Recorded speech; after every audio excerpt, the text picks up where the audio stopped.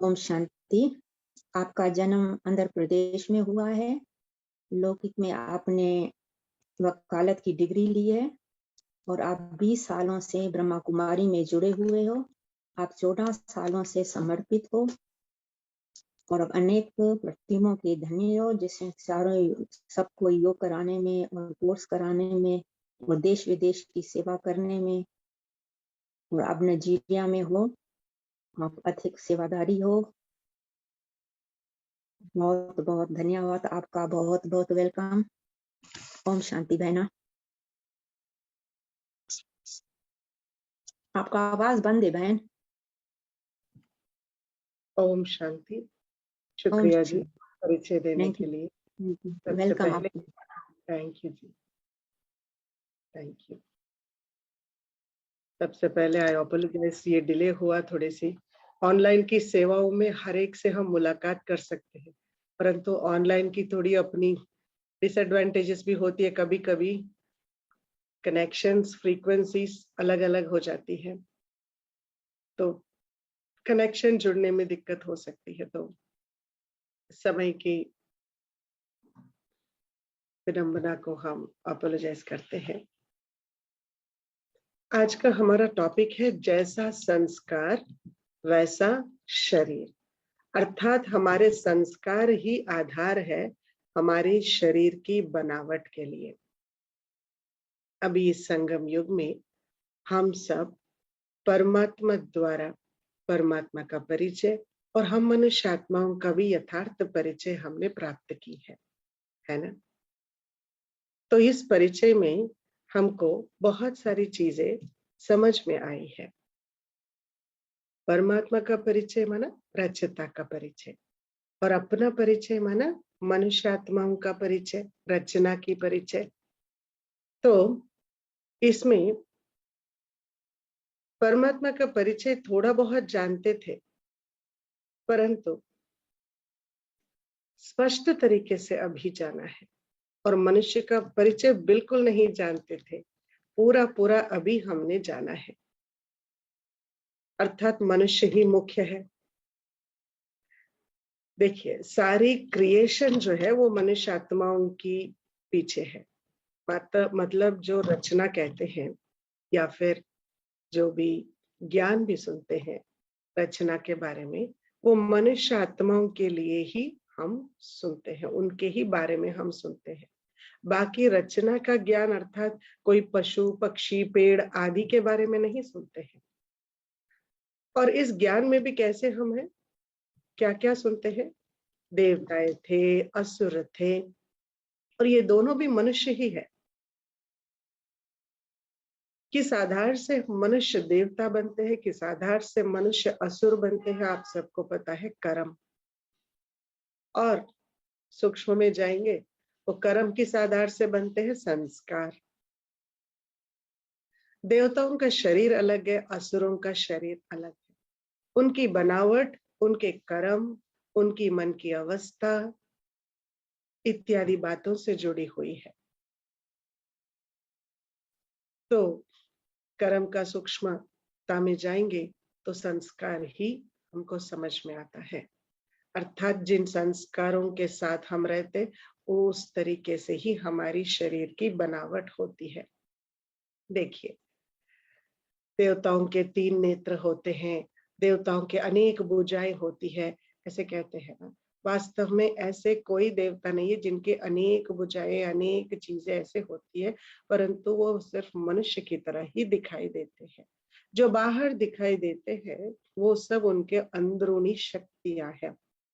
अब एक व्यक्ति को देखकर इनके अंदर इतनी शक्ति है ये समझना मुश्किल है, इसीलिए बाहर उनको डिपिक्ट किया गया है। फॉर एग्जाम्पल, कोई डॉक्टर होगा, कैसे दिखाएंगे, एक सफेद, कैसे दिखाएंगे, कैसे दिखाएंगे, सफेद कोट पहना हुआ दिखाएंगे, या फिर उनके गले में स्टेथोस्कोप दिखाएंगे इत्यादि। जो हम देखते हैं उससे समझ जाते हैं ये डॉक्टर है। काला कोट होगा, बंडल ऑफ फाइल्स होंगे हाथ में, तो क्या समझेंगे उनको, क्या समझेंगे? आप भी बोल सकते हैं, एक सेमिनार की तरह कर सकते हैं। काला कोट पहना होगा तो क्या समझेंगे? वकील है। वकील है, बिल्कुल। और ऋषि मुनि की अलग, पुजारियों की अलग, पॉलिटिशियंस की अलग अलग वेशभूषा होती है। तो वो वेशभूषा को देखकर समझ जाएंगे ये तो फलाना प्रोफेशन से है। तो देवताओं की भी जो अन्य रूप है, चारों तरफ किस तरीके से उनको सजाया जाता है, संवारा जाता है, तो वो सब भी देखकर हमको ये समझ में आता है ये देवता इस शक्ति से या इन गुणों से सुसज्जित है। जैसे माँ सरस्वती का अलग होता है, माँ लक्ष्मी का अलग होता है, श्री नारायण का अलग होता है, ब्रह्मा का अलग होता है, शंकर और विष्णु का अलग होता है, और शिवलिंग के भी रूप अलग होती है। रूप से उनके गुण और कर्तव्य का प्रमाण हमें मिलता है।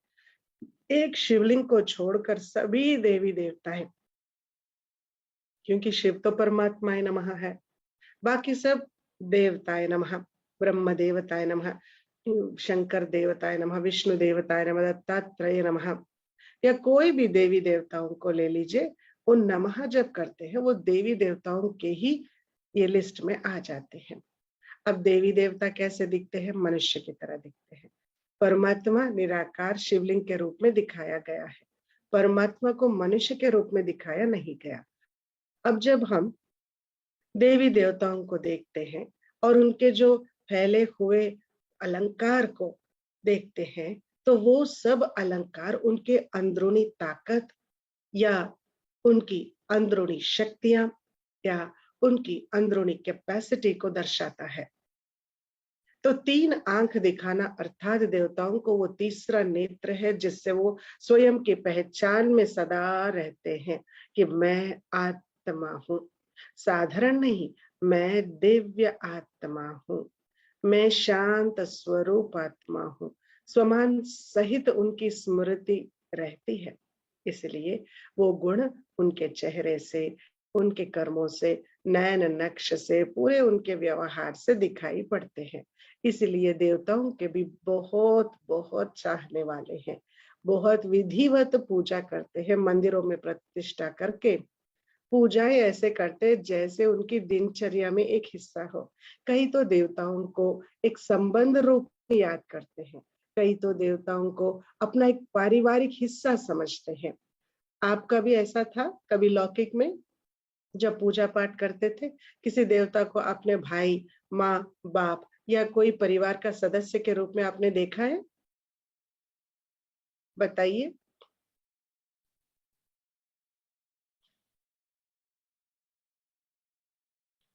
किसी ने नहीं देखा?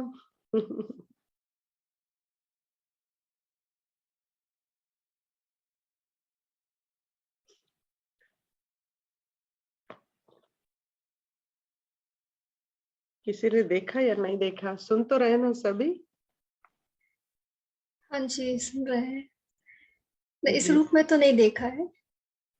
तो कई है बच्चे जिनके भाई नहीं होते, उनको हनुमान को भाई बना लेते या फिर गणेश जी को भाई बना लेते, दोस्त बना लेते।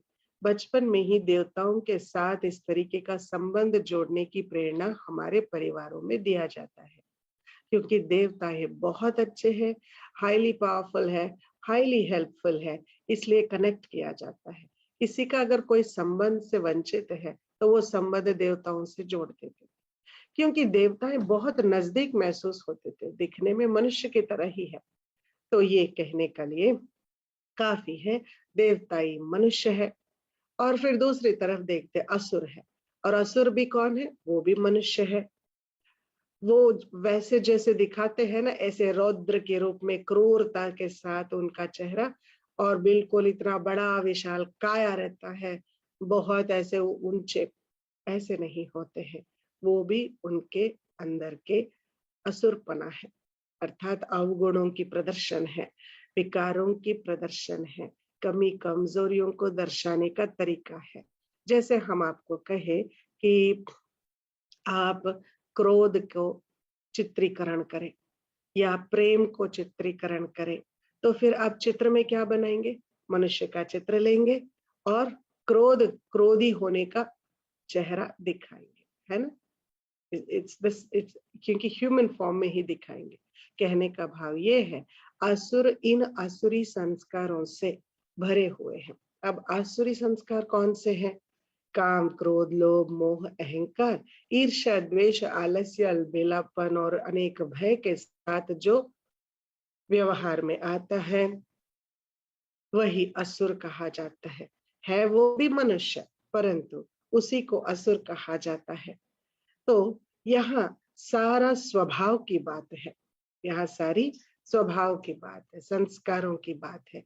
आप कौन से संस्कारों को दर्शाते हो, व्यवहार में लाते हो, उपयोग करते हो, कर्म में लाते हो, वही संस्कार हमारा स्वभाव बनता है और वही संस्कार हमारे कर्म का खाता बनता है। बनते बनते हमारा शरीर भी उसी तरीके से बनता है। हर चीज उसी के आधार से बनता है। तो संपूर्ण जीवन का आधार है संस्कार। जैसा संस्कार वैसा जीवन बन जाता है। तो देवताओं के और असुरों के संस्कार बिल्कुल अलग अलग है। असुर क्यों कहते हैं? भूतों की वजह से। देवता क्यों कहते हैं? दिव्य लक्षणों की वजह से। तो ये 5 भूत जो है वो मनुष्यों में जब प्रचंड रूप ले लेता है, उसको बिल्कुल मनुष्य भी नहीं मानते हैं। देवता दूर की बात है, मनुष्य भी नहीं मानते, असुर मानते हैं। तो इससे ही मनुष्य आदि मध्य अंत दुखी हो पड़ा है, क्योंकि असुरों को दुख है, देवताओं को दुख का ज्ञान भी नहीं है, इच्छा की भी ज्ञान ही नहीं है, अर्थात देवता जीवन सुखी जीवन। अब देखेंगे असुर के, तो असुर बहुत दुख अर्थात हमेशा दर्द में, हमेशा दुख में, अशांति से बिलखते हुए और चिंताग्रस्त होते हुए हम सब ने अनुभव किया है। तो ये जो संस्कारों को बदलने के लिए जो ज्ञान है वो हमको अभी ही मिलता है, क्योंकि संस्कार असुर हो या देवता हो, हम क्या अनुभव कर रहे हैं, कहाँ हमारा सुख है। अब दुखी है तो उसका मूल कारण है संस्कार। कोई व्यक्ति, वैभव, विषय, परिस्थिति या वातावरण उसका कारण नहीं है, उसका कारण संस्कार है। और वो किसके हैं? वो हमारे हैं। तो फिर उस संस्कारों को कैसे बदलना है, उसके लिए क्या आवश्यक है? पूर्ण ज्ञान की आवश्यकता है, कंप्लीट नॉलेज सबसे पहले। और कंप्लीट नॉलेज मतलब अपने अंदर के संस्कारों को पहचानना, अपनी अवस्था को एकदम अनुभव करना कि इस अवस्था को अनुभव करने की आधार अंदर क्या चल रहा है। बाहर की दुनिया का समाचार तो आप सबके पास है, कब कहाँ हो रहा है, भले लेट ही सही, सब कुछ समझ जाते हैं, चरित्र भी पता है, भविष्य भी पता है, बहुत सारी चीजें पता है। परंतु क्या अंदर की दुनिया का समाचार इतनी ही अप टू डेट पता है? कुछ न्यूज होती है, उसका नाम है न्यूज अपडेट, है ना? कई टीवी न्यूज में या फिर रेडियो में या फिर न्यूज़पेपर्स में कहा जाता है न्यूज अपडेट, मतलब आपको अपडेट कर देगा दुनिया की तौर हालतों से। क्या अंदर का हालत से कौन अपडेट करा सकता है हमें? अंदर की हालत का किसको जिम्मेवार है? तो जब हम अंदर की हालत को पूर्ण तरीके से समझने के लिए वो पूर्ण ज्ञान भी आवश्यक है। तो 5 भूतों से छूटने की शफा देने वाला कौन है? कौन हमें इन 5 भूतों से मुक्त करा सकता है? और वो है ज्ञान का सागर, सर्वशक्तिवान, पतित पावन, भूतनाद, मृत्युंजय परमपिता परमात्मा। क्योंकि वो ज्ञान देकर ही भूतों के ऊपर कैसे विजय प्राप्त करना है वो सिखाता है। तो परमात्मा ही हमको ज्ञान देकर मनुष्य से देवता बनाता है। यही हमारा लक्ष्य है ना। तो असुरी स्वभाव को पलट दैवी स्वभाव को अभी हमको धारण करने हैं। तो ये प्रोसेस कैसे चलेगी? पहले तो असुरी स्वभाव के कर्म बंधन से हमको पूरा पूरा छूटना पड़ेगा, बहुत अटेंशन रखना है, अर्थात संस्कारों को बदलना है, वही मूल बात है। तो देवताओं को सर्वगुण संपन्न कहा जाता है। अब सर्वगुण संपन्न, 16 कला संपूर्ण, संपूर्ण निर्विकारी, ये महिमा पूरी देवताओं की है। उनका शरीर भी कंचन काया कहा जाता है, अति सुंदर, कोमल, निरोगी और बिल्कुल आकर्षणीय, अति सुंदर होती है। तो ऐसी सुंदर काया कैसे मिली? संस्कारों के आधार से मिली है। इसीलिए कहा जाता है गर्भ संस्कार। जब शिशु गर्भ में पलता है, वो 9 महीने माँ को एक खास किस्म के दौर से, it's a different phase of life. तो माताएं जो होती है उनको विशेष कुछ बातों पर गौर करने के लिए, अभ्यास करने की प्रेरणा दी जाती है। अच्छी म्यूजिक, अच्छी कहानियां और बहुत ही शक्तिशाली शब्दों के साथ देवताओं की पूजा, या फिर सदा सकारात्मक सोच, एक भी क्रोध नहीं, कोई प्रकार के विकार टच भी नहीं कर सकता। जो गर्भ में बच्चा होता है वो माताएं ना क्रोध कर सकती है, ना काम विकार में जा सकती है, और ना ही, मतलब ये नहीं करना चाहिए। ऐसे नहीं कि नहीं कर रहे हैं, अब तो मनुष्य हर कोई कर रहा है क्योंकि उनको पूर्ण ज्ञान ही नहीं है, सब कुछ उल्टा पुल्टा कर रहे हैं। और तो और वो गर्भधारण भी करके साधारण स्त्री की तरह जॉब भी करते हैं, भले कर सकते, परंतु वहां की भी बातें अलग अलग होती है। नौकरी में बहुत बोझ होता है, बोलचाल होती है, लोगों से व्यवहार करना पड़ता है, और ऊपर नीचे स्थितियां होती है, परिस्थितियां बदलती है, उनको संभालने की बहुत जद्दोजहद करते रहते हैं। तो इन सब चीजों में स्व की, अर्थात आत्मा की शक्ति कम होती है, कमजोर होती है। अगर इन बातों का ध्यान रखते हुए अगर नौकरी भी करे, काम भी करे, कुछ भी व्यवहार कर सकते, तो नो प्रॉब्लम। ये 5 मोटे विकारों से दूर, 5 छोटे 10 विकारों से जब दूर रहकर हम कोई भी काम कर सकते, इसका खुली छूट है। सुभान अल्लाह है अगर आप इसे अटेंशन रख के काम करेंगे। अगर नहीं कर पा रहे हैं, थोड़ा कट शॉर्ट कर लीजिए। ज्यादा कुछ करके कमा के क्या करना है? ज्यादा कुछ बाहर जाके नाम मान शान में क्या करना है? जब आपके शिशु का आधार आपके संस्कार है, और आप जो व्यवहार कर रहे हैं वो उसका संस्कार बन रहा है, और वो पैदा होने के बाद उन्हीं चीजों का अभ्यास करेगा, और उसका कोई दोष नहीं है अगर वो क्रोधित हो जाए तो। ये कहाँ हुई गड़बड़? ये गर्भ में हुई। इसको कहते हैं मैन्युफैक्चरिंग डिफेक्ट, है ना। कुछ चीजों का भी मैन्युफैक्चरिंग डिफेक्ट जो होता है वो बड़ा मुश्किल है। वो it is a manufacturing defect, nothing we can do कह देते हैं, हम कुछ नहीं कर सकते हैं। तो मनुष्य की पैदाइश में भी ऐसे मैन्युफैक्चरिंग डिफेक्ट्स होते हैं।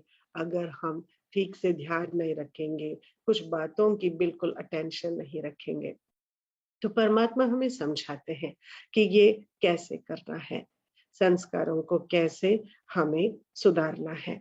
तो संस्कारों से, अर्थात ये 5 विकारों से छूटने का शफा परमात्मा ही हमें देते हैं, एक ज्ञान से और दूसरा योग से। दोनों भी अति आवश्यक है संपूर्ण संपूर्ण परिवर्तन के लिए।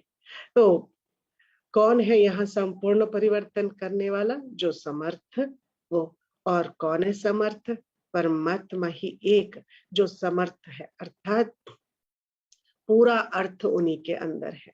वो अर्थ सहित हमें स्वयं हमको भी समर्थ बना देता है, ताकि हम अपने संस्कारों को पहचान कर अब आसुरी स्वभाव को दैवी स्वभाव धारण करने के लिए और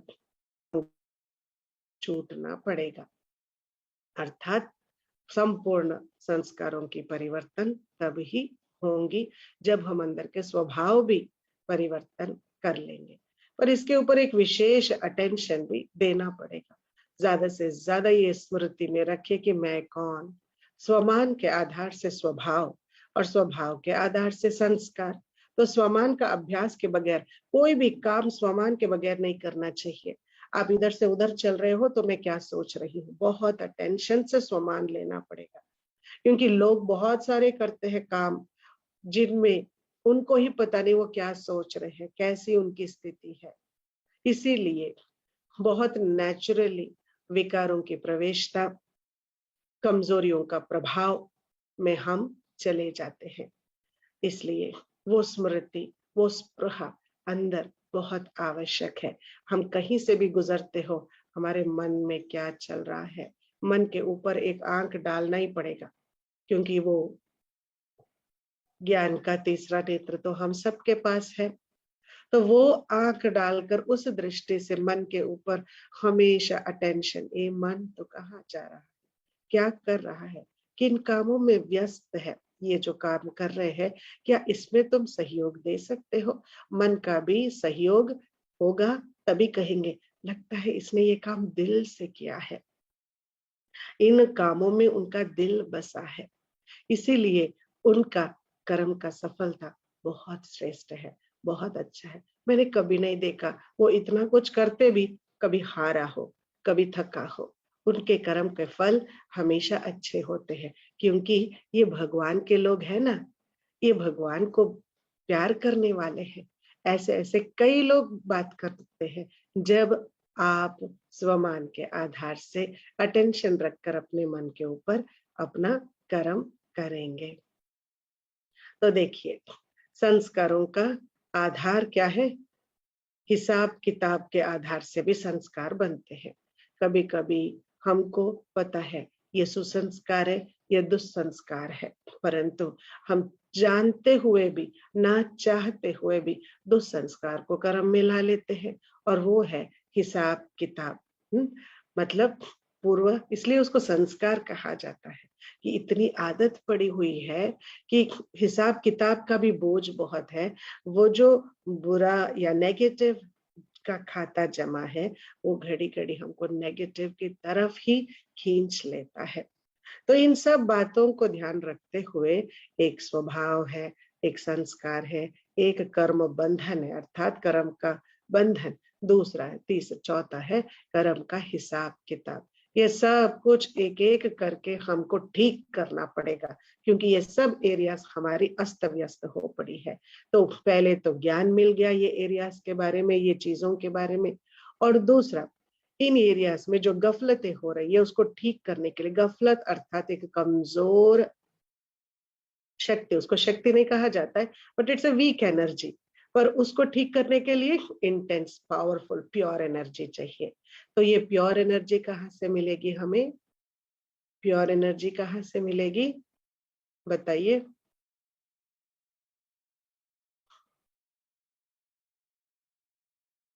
ये प्योर एनर्जी कहाँ मिलेगी, क्योंकि देवताओं की दुनिया अलग है, असुरों की दुनिया अलग है। देवताओं की दुनिया में असुर नहीं है और असुरों की दुनिया में देवताएं नहीं है, है ना। तो संस्कार को भी समय अपना अपना है, संस्कारों की भी दुनिया अपनी अपनी है। तो हमको प्योर एनर्जी कैसे मिलेगी, प्योर नॉलेज कहाँ से मिलेगा, कब मिलेगा, तो वो भी एक समय ही होगा ना परिवर्तन का, जो बीच का होगा। तो अब वो संगम है, इसी संगम समय पे हमको पूर्ण ज्ञान मिलता है और प्योर एनर्जी मिलती है। तो संगम का अर्थ क्या है बताइए, इस बात का कैसे खुलासा होगा कि यही वो समय है जो हमें चाहिए, वो हमें मिलेगा और मिल रहा है। संगम मतलब बताइए। कलयुग का अंत और कल, सतयुग का आदि का मिलन, बिल्कुल, और आत्मा परमात्मा का मिलन का समय। आत्मा परमात्मा का मिलन, वेरी गुड। और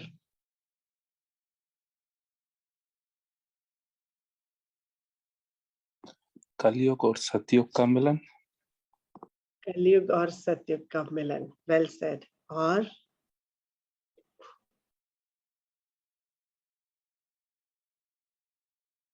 अभी हम किसकी बात कर रहे हैं? आत्मा और परमात्मा का मिलन। जी हाँ, बिल्कुल। संस्कार। संस्कारों की बात कर रहे हैं, तो किसका मिलन? संस्कारों का। अच्छा, कौन से संस्कारों का मिलन? और किससे मिलन कर रहे हैं? एक दूसरे से नहीं, और किसी से भी नहीं है। संगम कहाँ हो रहा है?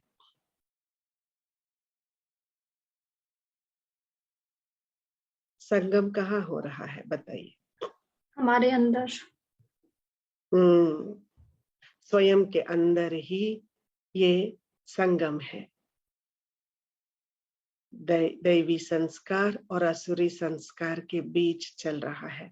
इसलिए हमें स्पष्ट पूर्ण रूप से पहचान है कि ये मेरा असुरी संस्कार है। दूसरे बोलने से पहले मैं समझ जाती हूँ, स्वीकार भी कर सकते हैं।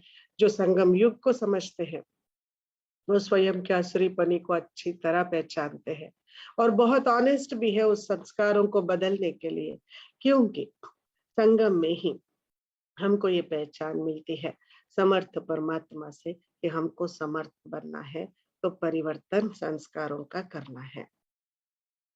परंतु संस्कार भी कितने कड़े हैं, कितने जन्मों से चल रहे हैं। तो कौन से संस्कार कड़े हैं? अभी कौन से संस्कार कड़े हैं? आसुरी संस्कार, विकार इतने कड़े हैं अंदर कि हम अटेंशन समझो 10 घंटा रखते हैं, 11वां घंटा नहीं। अगर भूल जाएंगे तो तुरंत आसुरी संस्कार आ जाएंगे। अरे हमने 10 घंटे देवी संस्कारों का अटेंशन रखा, अभ्यास किया, स्वमान लिया, 1 घंटा भी नहीं रुक सकते हो? जी नहीं।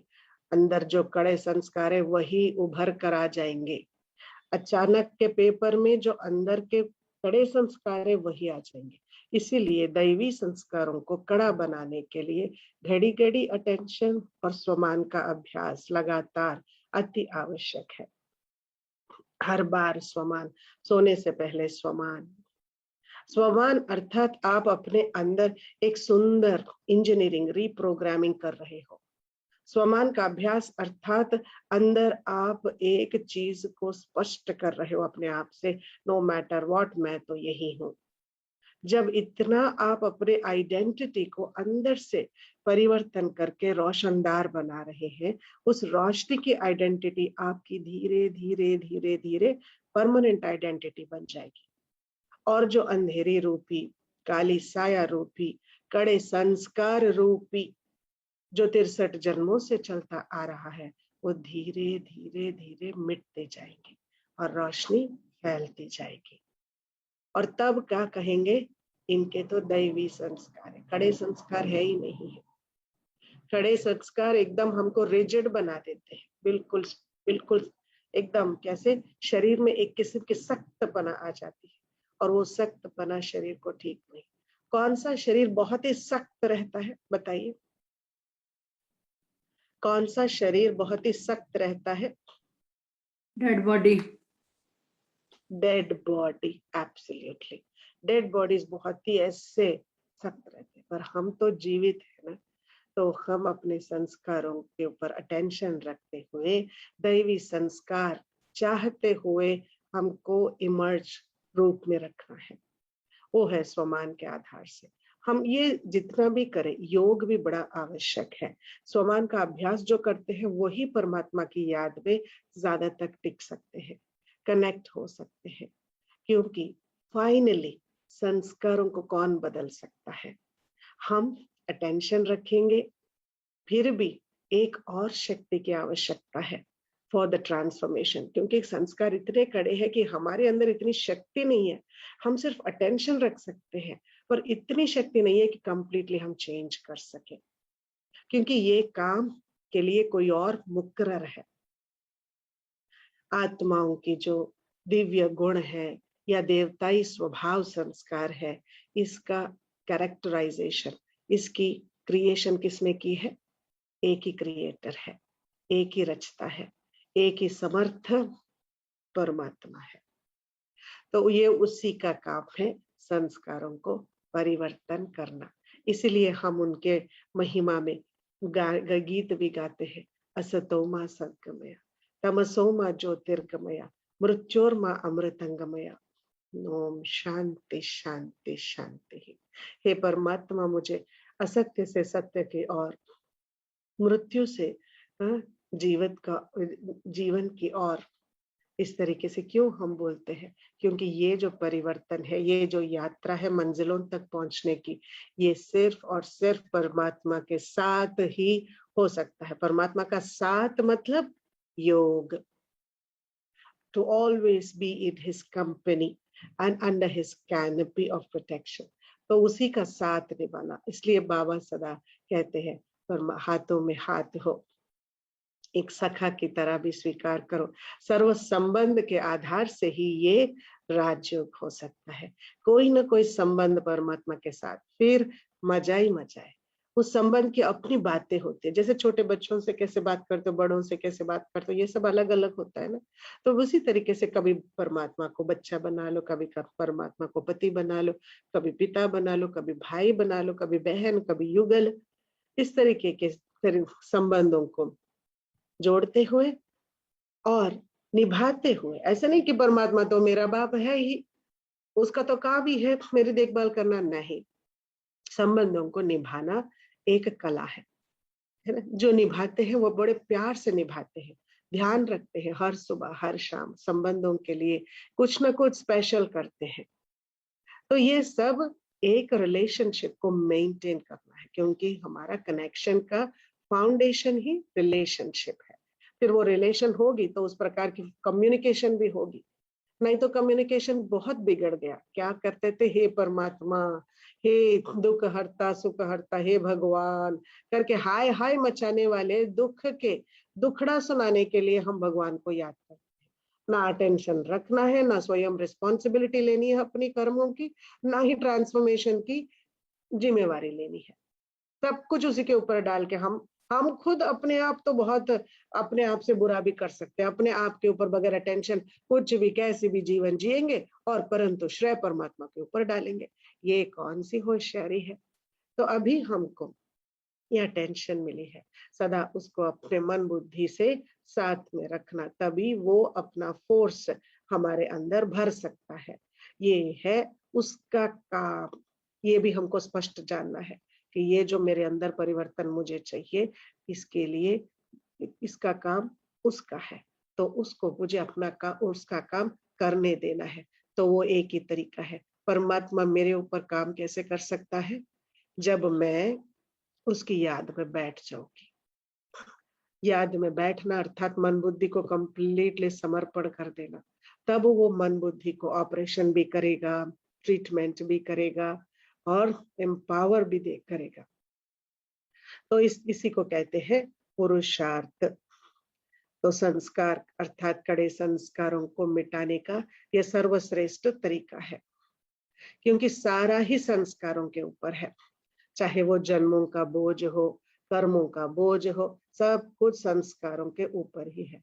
अब उनको मिटाकर परिवर्तन कर देंगे बाबा की याद में, तो हमारे ऊपर भी कर्मों का बोझ ही नहीं रहेगा।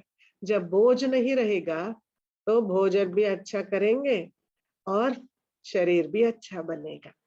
शांति से बनाया हुआ भोजन, खाया हुआ भोजन बहुत बहुत शक्ति देता है, और अशांति से बनाया हुआ या कोई भी इच्छा से बनाया हुआ भोजन और किया हुआ भोजन, उसका क्या नतीजा है, इसकी खुलासा करने की आवश्यकता नहीं है। आप सब ज्ञानी हो। भोजन के आधार से बुद्धि बनती है, जैसा अन्न वैसा मन, जैसी पानी वैसी वाणी। तो ये बातें बहुत ही पावरफुल है। इसको अगर एक्सपेरिमेंट धीरे धीरे भी करेंगे ना, तो आपको स्वयं अनुभव हो जाएगा। तो जितना हम बाबा को याद करेंगे, उतनी विकर्मों का बोझ तो कम हो जाएगा। और वो कब करना है? अब ही करना है, क्योंकि हमको अब ही सर्वगुण संपन्न 16 कला संपूर्ण बनना है, क्योंकि अब ही संगम है। इसके बाद कोई समय है ही नहीं कि हमको बाद में याद कर लेंगे। जो समझते हैं सुबह का शाम को याद कर लेंगे, शाम का सुबह को याद कर लेंगे, नहीं हो सकता। जब का तब का समय का मूल्य रहता है। संस्कारों का अपने साथ समय के साथ बहुत ही अच्छा कनेक्शन है, इसीलिए समय को बिल्कुल नहीं गंवाना है। और बाबा ने जो रूटीन दिया हुआ है उस रूटीन में स्वयं को ढलने की आदतें बना लेनी है।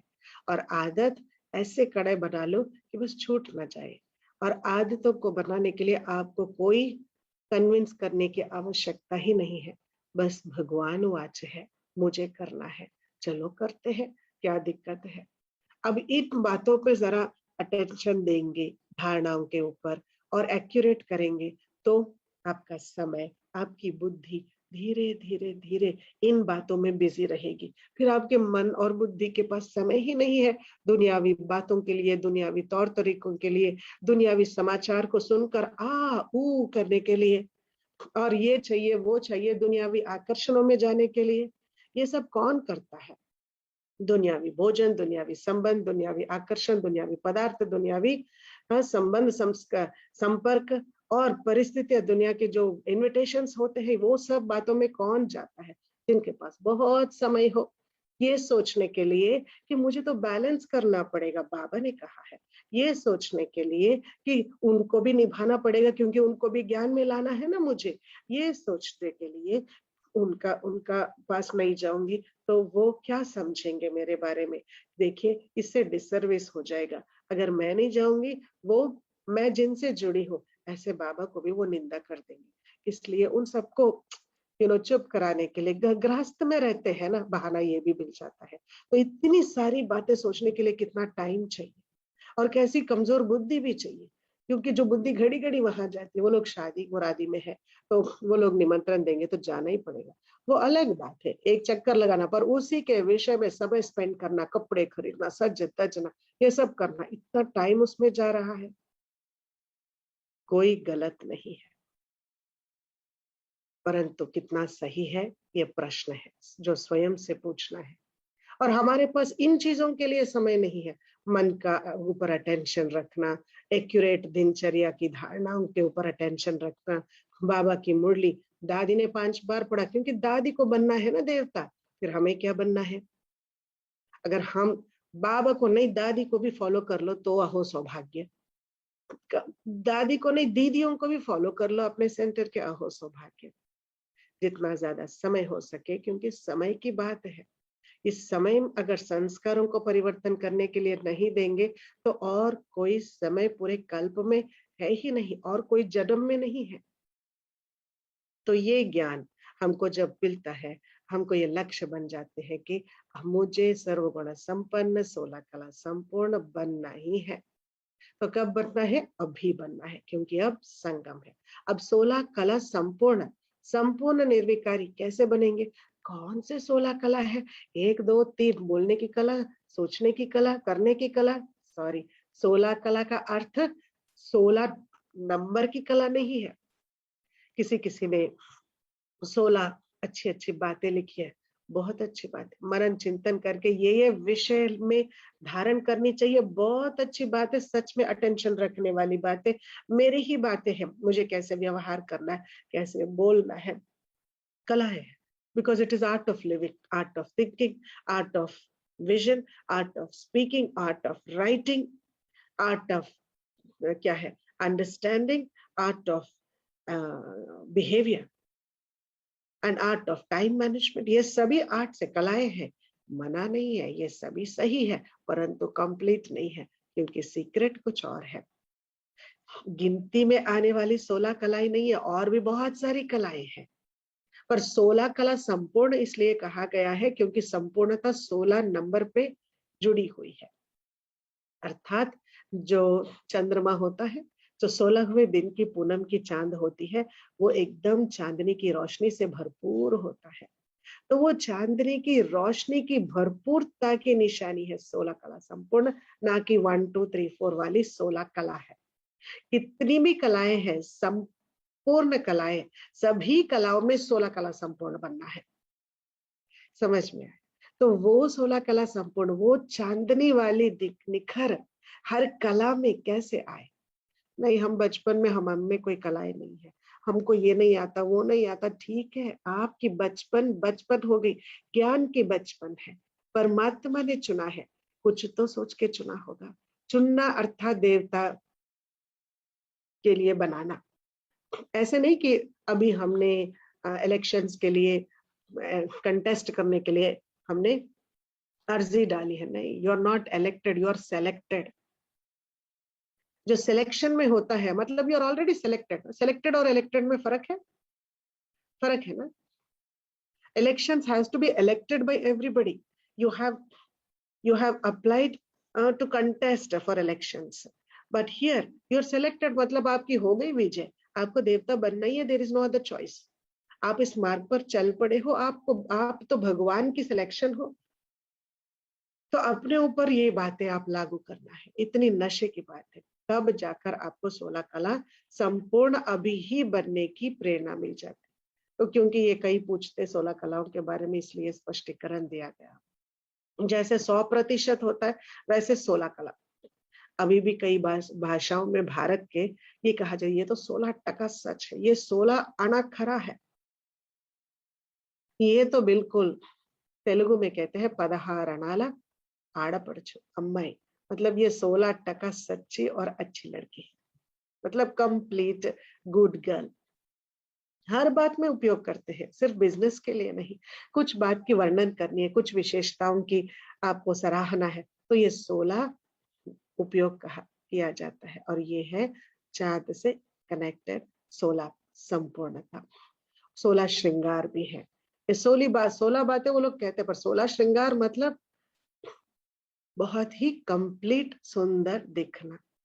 ऐसे नहीं कि बस ये करो, ये भी है। ये अगर 16 से भी कई ज्यादा भी एसेसरीज निकाल सकते हैं। मांग है, टीका है, कान के है, होठों के है, नाक के है, गले का है, कमर का है, भुजाओं का है, ये सब 16 श्रृंगार में आता है। परंतु 16 श्रृंगार का सही अर्थ वो नहीं है। पूरा श्रृंगार अर्थात मन से सुंदर। ये बातें बहुत ही समझने की है, तभी संपूर्णता को हम प्राप्त कर सकते हैं। अच्छा, फिर इसके ऊपर अगर 16 श्रृंगार कर लिया, उसके ऊपर और कोई ताकत नहीं। अर्थात 16 श्रृंगार में क्या आ जाता है, 16 कला संपूर्ण में क्या क्या आ जाते हैं। सबसे पहले जो निशानी, जो किसी को पता नहीं है उसका कारण, वो है लाइट का ताज। लाइट के ताज पे बहुत बहुत बहुत दिव्यता है। बाकी सब श्रृंगार अभी भी करते हैं, है ना। जब देवताओं की सीरियल देखते हैं, बाकी का अभी भी करते हैं, परंतु वो जो लाइट का ताज, उसकी बहुत बहुत मान्यता है। वो पवित्रता की निशानी है। वो रत्न जड़ित ताज तो सबके पास है। लाइट का ताज मिल गया मतलब उसके ऊपर और कोई उपाधि नहीं है जो हमको प्राप्त करनी है। जिस्मानी, रूहानी, सब प्रकार की चीजें, सब प्रकार की ताकत इसमें आ जाती है। इसी के लिए हमको पुरुषार्थ करना पड़ेगा। तो सब पावर्स परमात्मा द्वारा अपने हाथ में आ रहा है, अपने हाथ में हम ले रहे हैं। परमात्मा को याद करते करते हम सब कुछ ले रहे हैं। अच्छा, तो फिर अभी ये 16 कला संपन्न संपूर्ण निर्विकारी तो हम बन रहे हैं। तो ऐसे बनते बनते हमारा शरीर बनता जा रहा है। तो गर्भ में भी संपूर्ण निर्विकारी अवस्था में जब धारण करते हैं, तो गर्भ भी इस तरीके से दिव्य गुणों वाला देवांश संभूत ही पैदा होंगे। अच्छा, देवताएं जन्म से ही निर्विकारी है, कर्म से भी निर्विकारी है। और मनुष्य को अभी, अर्थात कौन से मनुष्य, वही जो देवता थे अभी साधारण बने हैं, उन्हीं मनुष्यात्माएं हम सब जो संगम युग में है, हमको ही ऐसा दिव्य कर्म करने की जिम्मेवारी मिली है। It's a responsibility. Life and lifestyle is a responsibility. तो अभी हम अपने लाइफ के प्रति कितना रेस्पॉन्सिबल है?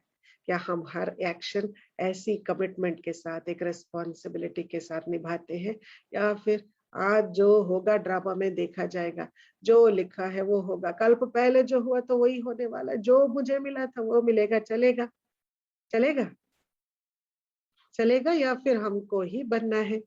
किसको लक्ष्य है कि हमको कृष्ण की दुनिया में, कृष्ण के साथ रासलीला भी करनी है, राज्य भी करनी है। किसको ऐसा लक्ष्य है बताइए, किसको ऐसा लक्ष्य है किसको ऐसा लक्ष्य? अच्छा, कविता बहन को लक्ष्य है, उन्होंने अपनी हामी दे दी, अर्थात देवता, देवता उनको बनना ही है। और किसको? अच्छा, आईफोन वॉन्ग राकेश भाई को है। अच्छा, चांदनी बहन को भी है। Very good. बाकी सबको क्या लक्ष्य है जीवन में? सोमा बहन को भी है, क्योंकि लक्ष्य के आधार से लक्षण आते हैं और लक्षण हमारे संस्कार बनते हैं, संस्कार से फिर शरीर बनता है। एक तो भविष्य का बन रहा है, दूसरा अभी का शरीर भी वैसा ढलता जाता है। कईयों से मैंने सुना है, ज्ञान में आने से पहले मुझे ये बीमारी थी, ये बीमारी थी, ज्ञान में आने के बाद ठीक हो गई। लौकिक माता जी को बहुत क्रॉनिक अस्थमा, आर्थराइटिस, ये दोनों भी थे, पर ज्ञान में आने के बाद तो वो जैसे कि 16 वर्ष की कुमारी कन्या की तरह वो उछल कूद, एकदम एक्टिव, भागम भाग, सेवा वो ये करती थी। हम तो बिल्कुल अचंभित रह जाते, ये क्या कर रहे हैं, पर जो कर रहे हैं खुशी से कर रहे हैं, इसलिए हमको बहुत अच्छा लगता था। उनको कभी टोकते नहीं थे, बिकॉज उसको हमने बहुत ही दुखी भी देखा है, अशांत भी देखा है, चिंताओं से घेरी हुई देखा है। परंतु जब हमने ये देखा कि वो खुशी से लहर रही है, बहुत ही शांत भी है और बहुत ही सुखी है, तो हमें लगा कि ये उनका रूप बड़ा अच्छा है। जो भी आप कर रहे हो करो, हमको भी करना है, बाद में आएंगे, सोचा था। अर्थात ज्ञान से पहले हमारी शरीर कैसा है और ज्ञान में आने के बाद शरीर कुछ परिवर्तन हुआ, सहयोगी बना, थोड़ी सी बीमारी की विषय में ठीक ठाक हुए। ये आपको भी अनुभव है ना, है कि नहीं?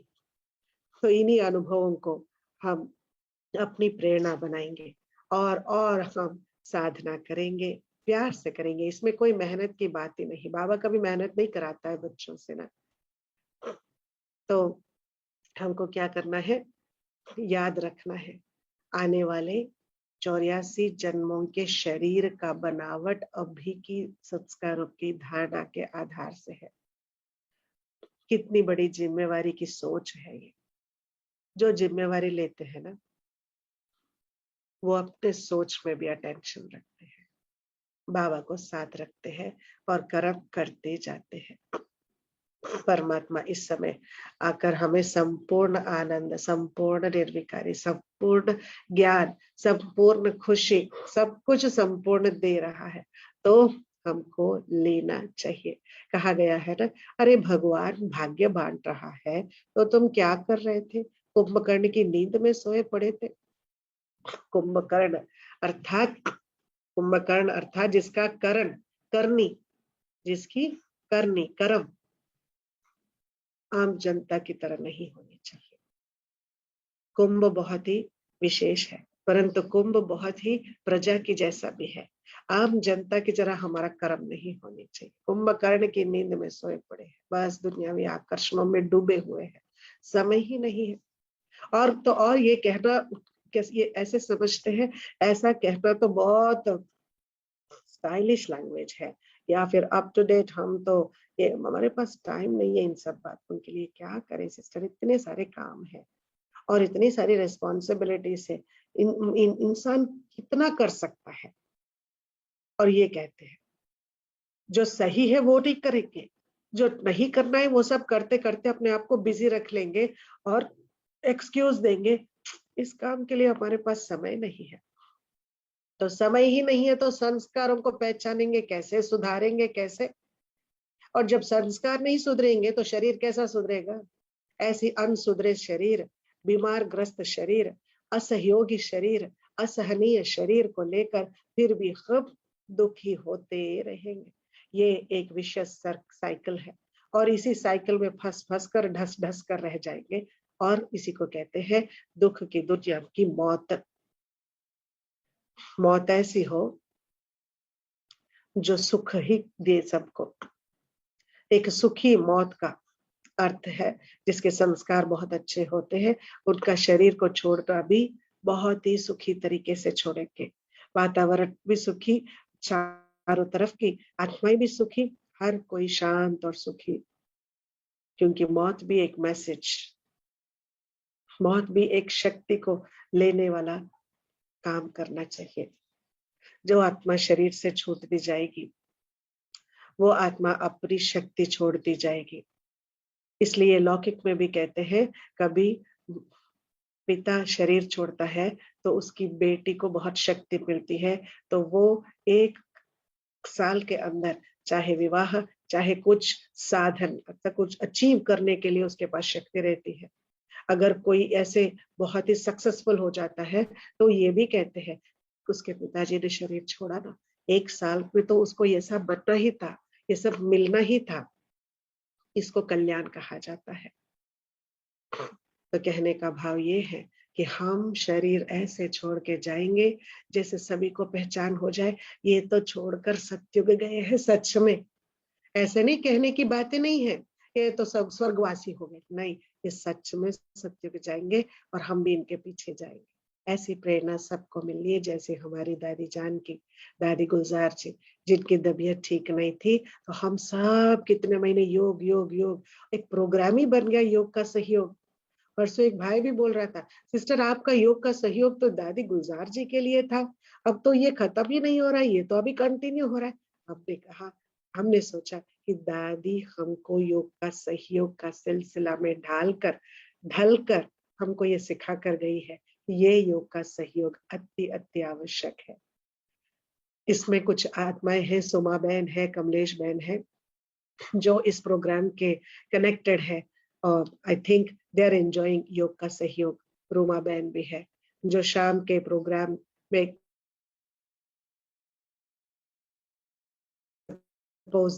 they are all enjoying it। आप बोल सकते हैं यहाँ पे है तो इस प्रोग्राम ओके, आप एंजॉय करते हो ये सेवा।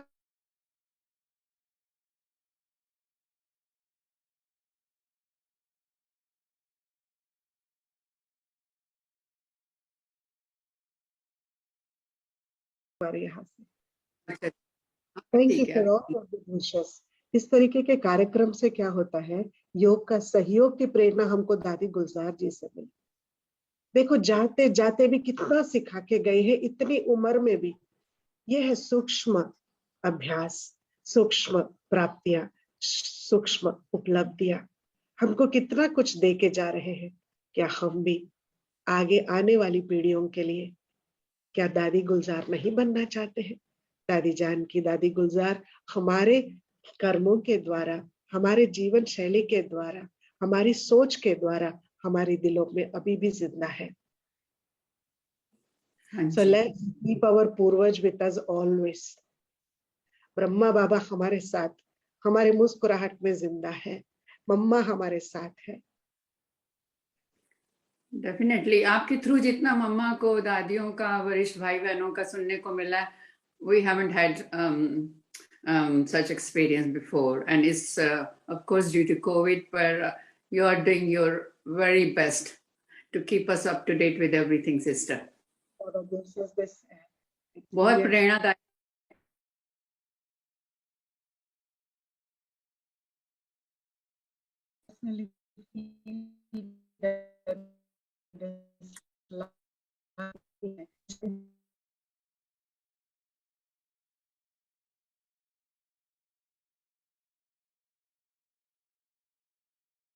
दादी जी पिछले शरीर छोड़ने से पहले, अव्यक्त होने से पहले 3 साल साइलेंस में रहकर क्या किया, अभी तक हम वही कंटिन्यू कर रहे हैं। So she really taught us so many things. तो हमारे पूर्वज हमारे साथ, उनको फॉलो करते करते उनके जैसे बन जाएंगे तो शरीर भी उनकी तरह हमें जरूर मिलेगा ना। हाँ जी। सो सर्टेनली देवताओं की दुनिया में एकदम निरोगी कंचन काया शरीर का आधार हमारा यही संस्कार है। इसलिए कहा गया जैसा संस्कार वैसा शरीर। ठीक है, थैंक यू। थैंक्स टू बाबा। वंस अगेन सॉरी, आपका समय का थोड़ा सा ऊपर नीचे हुआ आज। बाबा को याद करते हैं, संस्कारों को सुधारने वाला, दिव्य संस्कारों का दान देने वाला, हर आत्मा के अंदर अंतर्विलीन दैवत्व को जागृत करने वाला जागते ज्योत सदा ज्योत परमात्मा शिव की याद में मैं आत्मा तपस्वी मूर्त होकर उसकी शक्तियों को आह्वान कर रही हूँ स्वयं में। परमात्मा शक्तियां मुझ आत्मा के ऊपर बढ़कर मेरे अंदर समा रही है। उसकी रोशनी मुझ आत्मा के मन बुद्धि संस्कारों को भर रही है। मेरा मन, मेरी बुद्धि और संस्कार ये सब कुछ उसकी रोशनी से प्रकाशित हो रहे हैं। जन्म जन्म की कमजोरियां, अज्ञान कर्मों की कमियों को, विकारों को निकाल रही है। जैसे काली साया हट रही है, ऐसे अंदर की अंतर्विलीन धुआएं, काली दुआ हट रही है, मिट रही है। मैं आत्मा उसकी रोशनी से भरपूर महसूस कर रही हूँ। मन बुद्धि संस्कारों को भरने के बाद वो बहकर वो रोशनी मेरे शरीर में प्रवेश कर रही है और मेरे शरीर के हर अंग अंग को रोशनी से भर रहा है।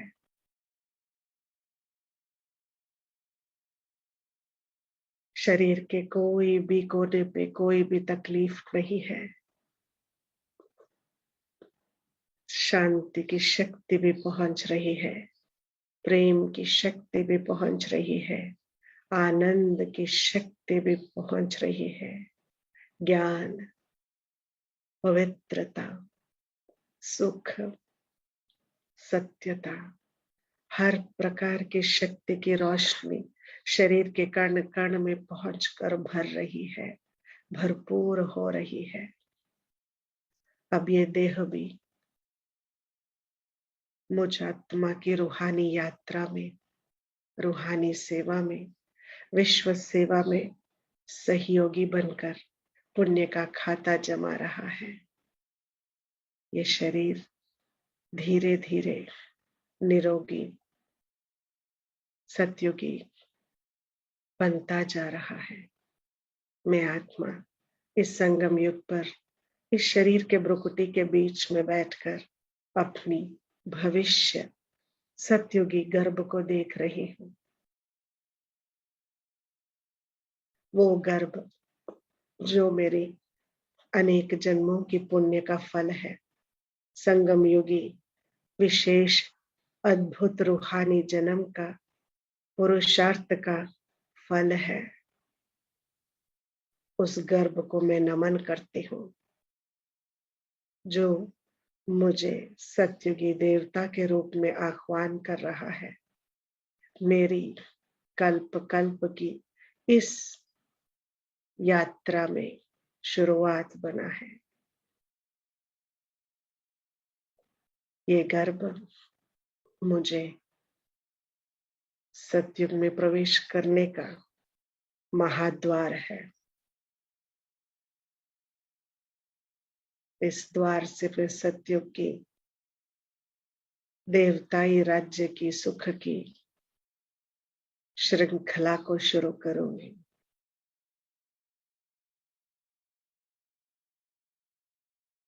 ये गर्भ परमात्मा शक्तियों से बना है, मेरी दिव्य भाग्य से बना है। इस गर्भ को मैं बाबा की पवित्रता की शक्ति से भरपूर कर रही हूँ। हे मेरे सतयुगी माता पिता, आपकी पवित्रता की शक्ति से मुझ पवित्र आत्मा को आह्वान कर रहे हो। मैं बहुत ही भाग्यशाली, अति अति अति भाग्यशाली आपके परिवार में, आपके राज्य में, आपके गर्भ में पाठ बजाने का मौका मिल रहा है। ये गर्भ अति सुखदायी, ये गर्भ अति निरोगी, हर बीमारी, हर प्रकार की दर्द और दुख से बिल्कुल मुक्त है। मैं स्वयं को महल में विराजमान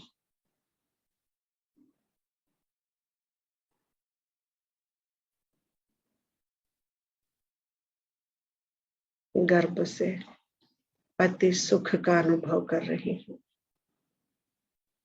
मुझ आत्मा की कल्प कल्प की यात्रा, चक्र में प्रवेश करने की यात्रा इतना सुखद, इतनी शांतिमय, पवित्रता की शक्ति से भरपूर, ऐसी अलौकिक जन्म गर्भ महल के द्वारा हो रहा है। शुक्रिया बाबा। मुझ आत्मा की रूहानी जिस्मानी जरूरतों को पूर्ण करने वाले मेरे समर्थ बाबा, आपको बहुत बहुत बहुत दिल की शुक्रिया। Om Shanti. Om Shanti. Om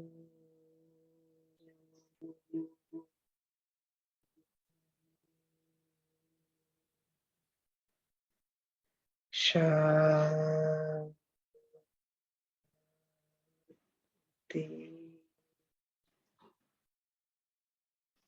Om Shanti. Thank you so much for your time and patience and listening. बहुत बहुत शुक्रिया आप सबको, खास पूजा बहन को जिन्होंने याद किया। जर्मनी के परिवार से मिलना तो बहुत ही मुझे अच्छा लगता है। सभी कितने उत्सुक, कितनी उमंग उत्साह भरी आत्माएं हो। आप तो 50% से भी ज्यादा दैवी गुण ऑलरेडी आपके अंदर आ ही गए। इतने शांत होकर आप सुनते हो। So thank you and congratulations for being in this path. मार्ग में आना ही मंजिलों को प्राप्त करना है। All the best.